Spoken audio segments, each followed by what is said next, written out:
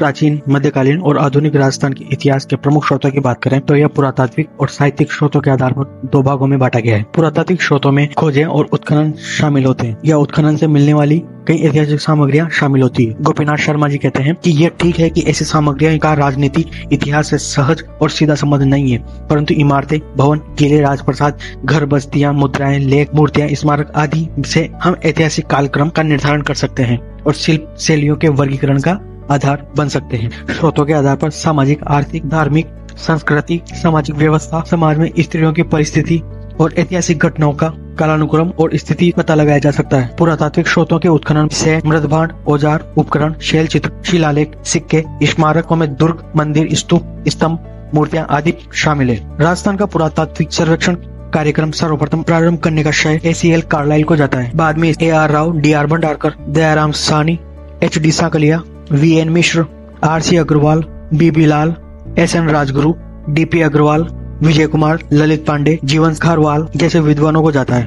इनके द्वारा उत्खनन प्रमाणिक तौर पर बागोर, कालीबंगा, नगरी, बेराट, आहड़, गिलुंड, तिलवाड़ा, गणेश्वर, रंगमहल, रेड, सांबर, मंडौर, डेडवाना, सोनारी, नौ, जोधपुरा, बालाथल सभ्यताओं का उत्खनन कार्य किया गया, जिनमें उनको प्राप्त पाषाण उपकरण, मृदभांड, धातु उपकरण, आभूषण और दैनिक जीवन में काम आने वाली अनेकों वस्तुएं संस्कृति के विकास अनुक्रम को समझने में सहायता मिली और इनके अलावा दैनिक जीवन में काम आने वाली वस्तुएं भी मिली।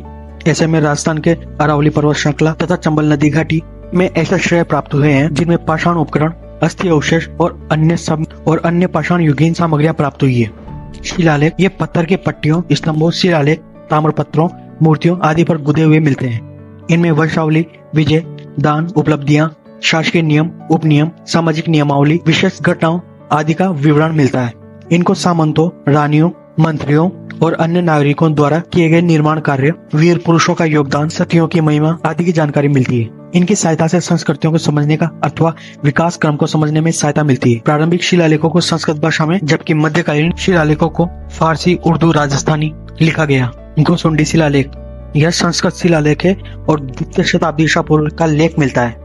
यह लेख कई शिलाखंडों में टूटा हुआ मिला। इसका एक बड़ा खंड उदयपुर संग्रहालय में सुरक्षित रखा हुआ है। यह लेख गोसुंडी गांव, नगरी चित्तौड़ से प्राप्त हुआ था। इस अभिलेख में संकर्षण और वासुदेव के पूजागृह और चारों ओर पत्थर की चार दीवारी बनाने का राजवंश के सर्वतात द्वारा अश्वमेध यज्ञ करने का उल्लेख मिलता है। इस लेख का महत्व द्वितीय शताब्दी ईसा पूर्व में भागवत धर्म का प्रचार, संकर्षण और वासुदेव की मान्यता और अश्वमेध यज्ञ के प्रचलन के कारण मिलता है। मानमोरी शिलालेख यह 713 ईस्वी में लिखा गया था। यह लेख चित्तौड़ के पास मानसरोवर झील के तट पर कर्नल टोड द्वारा खोजा गया था, जिसमें मानसरोवर झील का निर्माण, प्राचीन चित्तौड़ की स्थिति, मौर्य वंश के इतिहास के बारे में जानकारी मिलती है। घटियाला शिलालेख यह 861 ईस्वी में लिखा गया।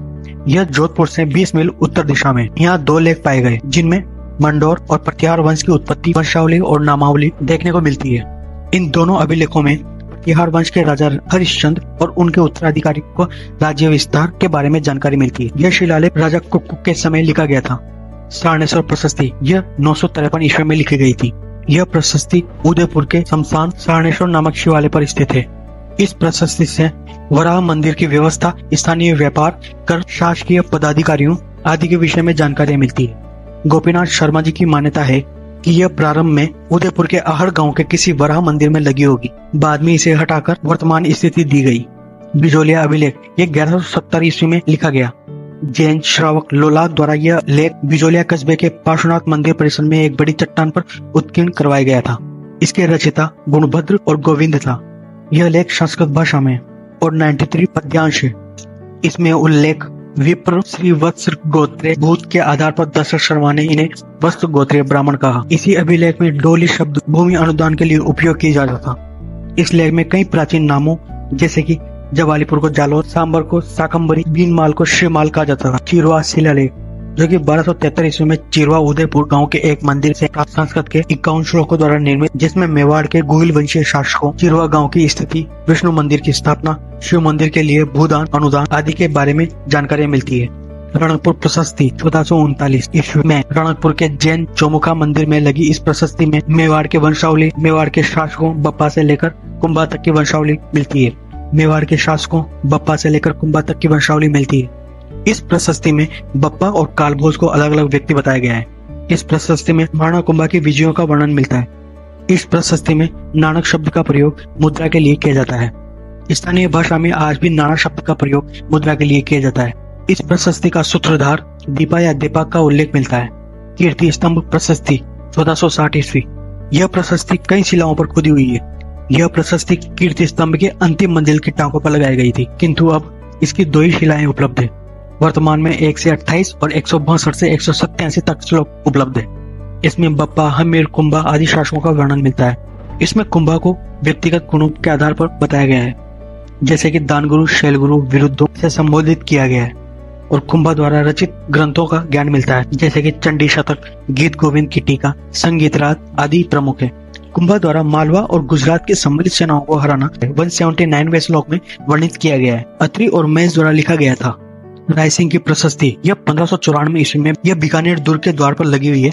यह बीकानेर के नरेश राय सिंह के समय की है। इस प्रशस्ति में बीकानेर के संस्थापक राव बीका से लेकर राय सिंह तक के बीकानेर के शासकों की उपलब्धियों का जिक्र किया गया है।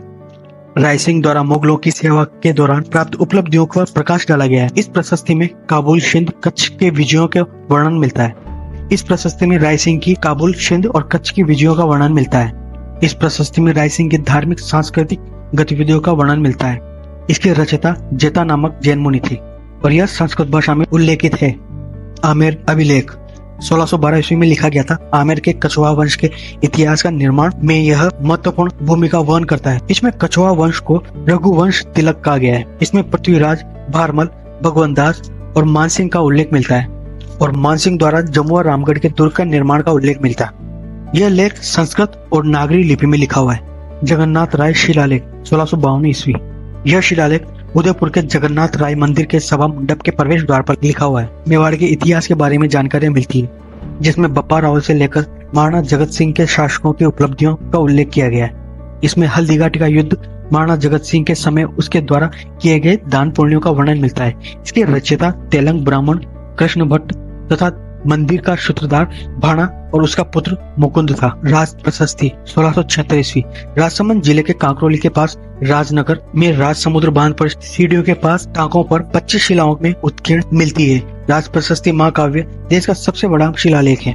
इसकी रचना बांध तैयार अर्थात निर्माण होने के समय राज सिंह के काल में हुई थी। इसके रचनाकार रणछोड़ भट्ट थे और इसे संस्कृत भाषा में लिखा गया, परंतु कुछ अंतिम पंक्तियां हिंदी भाषा में लिखी हुई है। इसमें तिथियों के आधार पर ऐतिहासिक घटनाओं का सटीक वर्णन मिलता है। इस प्रशस्ति में राजसमुद्रम बांध का निर्माण, राजसमुद्र तालाब की प्रतिष्ठा के अवसर पर 46,000 ब्राह्मण तथा अन्य लोग आए थे। इस तालाब के निर्माण में करीब 1 करोड़ रुपए का व्यय किया। फारसी शिलालेख। यह लेख मस्जिदों, दरगाह, कब्रों, सरायों, तालाबों, घाटों, पत्थरों आदि पर उत्कीर्ण मिलते हैं। इसमें राजपूत शासकों, दिल्ली के सुल्तानों तथा मुगल शासकों के मध्य लड़े गए युद्धों, राजस्थान के विभिन्न क्षेत्रों पर समय समय पर होने वाले मुस्लिम आक्रमणों, राजनीतिक संबंधों आदि का मूल्यांकन देखने को मिलता है। इस प्रकार के लेख अजमेर, सांबर, नागौर, मेड़ता, जालोर, सांचौर, उदयपुर, अलवर, टोंक, कोटा आदि क्षेत्रों में अधिक पाए गए हैं। फारसी भाषा में लिखा गया सबसे पुराना अभिलेख 2.5 दिन के झोपड़े के गुंबद की दीवारों के पीछे लगा हुआ मिला। यह अभिलेख 1200 ईस्वी का है और इसमें उन व्यक्तियों के नामों का उल्लेख किया गया है जिनके निर्देशन में संस्कृत पाठशाला को तोड़कर मस्जिद का निर्माण करवाया गया था। चित्तौड़ की धाईबी पीर नामक दरगाह से 1325 ईस्वी का फारसी अभिलेख मिला, जिसमें अलाउद्दीन के आक्रमण पर चित्तौड़ का नाम खिजराबाद कर दिया गया का उल्लेख मिलता है। जालोर और नागौर से मिले फारसी अभिलेखों में उनके लंबे समय तक मुस्लिम प्रभुत्व की जानकारी मिलती है। पुष्कर के जहांगीर महल के लेख 1615 ईस्वी से राणा अमर सिंह पर जहांगीर की विजय की जानकारी मिलती है। इस घटना की पुष्टि 1637 ईस्वी में शाहजहानी मस्जिद अजमेर के लेख से मिलती है। ताम्रपत्र। यह राजा और ठिकानों के सामंतों द्वारा इनाम और दान पुण्य, जागीर आदि के अनुदानों को ताम्रपत्र पर गुदवाकर अनुदान प्राप्तकर्ता को दे दिया जाता था, जिससे वह पीढ़ी दर पीढ़ी सुरक्षित रहता था। ताम्रपत्रों में पहले संस्कृत भाषा का उपयोग किया जाता था, परंतु बाद में स्थानीय भाषा का उपयोग किया जाने लगा। ताम्रपत्र में राजा अथवा दानदाता प्राप्तकर्ता अनुदान देने का कारण, अनुदान में दी गई भूमि और समय, अन्य प्रकार की जानकारियां मिलती है।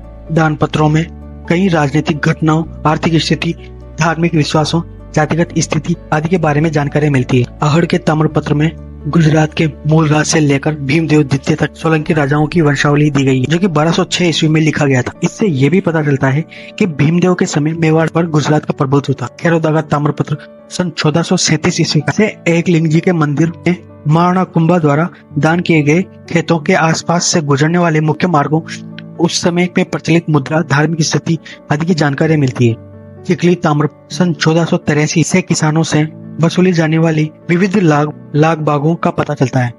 पूर्व के ताम्रपत्र जो कि 1535 ईस्वी में लिखा गया था, हाड़ी रानी कर्मावती द्वारा जौहर में प्रवेश करते समय दिए गए भूमि अनुदान की जानकारी मिलती है। सिक्के अथवा मुद्राएं, यह सोने, चांदी, तांबे, अन्य मिश्र धातुओं से मिलकर बने होते हैं। सिक्के राजनीतिक, आर्थिक, सामाजिक, धार्मिक, भौतिक जीवन के बारे में जानकारियां मिलती है। इनकी प्राप्ति स्थलों से काफी समय तक राज्यों के विस्तार का ज्ञान मिलता है। 1871 में कार्लाइल को उनियारा से लगभग 6000 मालव सिक्के मिले थे, जिससे वहाँ मालवों के आधिपत्य तथा उनकी समृद्धि का पता चलता है। रेड के टोंक में अवस्थित है। रेड की खुदाई में 3075 चांदी के पंचमार्क सिक्के मिले।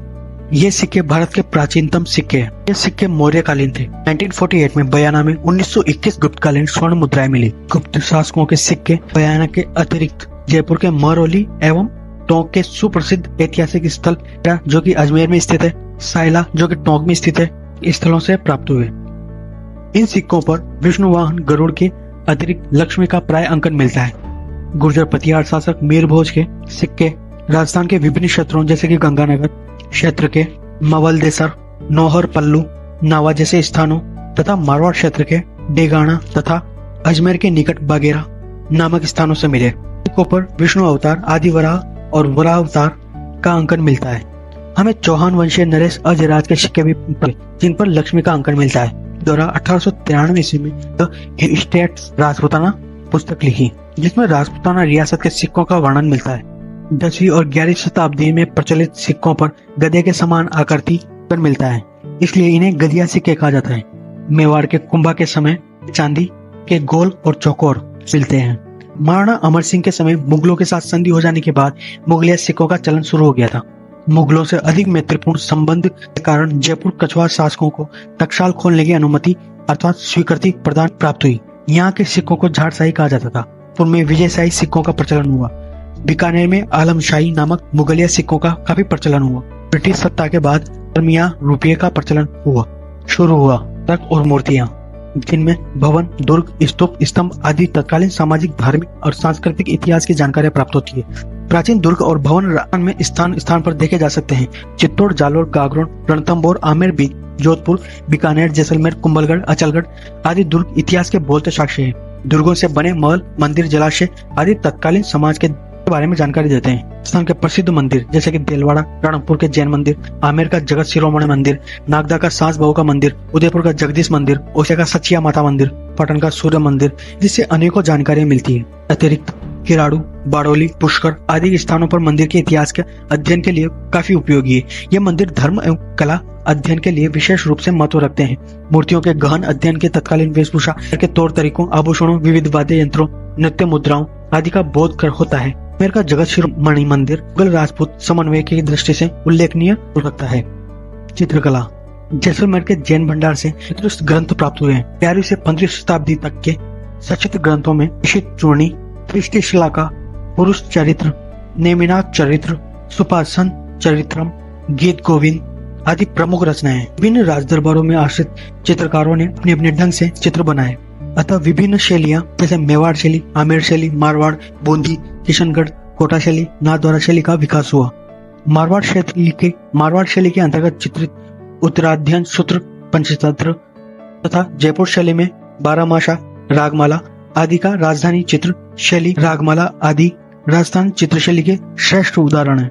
इनके अलावा नाथ द्वारा कलम में बने पुष्टि मार्ग से प्रभावित श्रीनाथ जी के चित्र तथा प्राकृतिक चित्रण अत्यंत महत्वपूर्ण हिस्सा रखते हैं। किशनगढ़ और बूंदी शैली में नारी का श्रृंगार चित्रण तथा कोटा का शिकार दृश्य उल्लेखनीय है।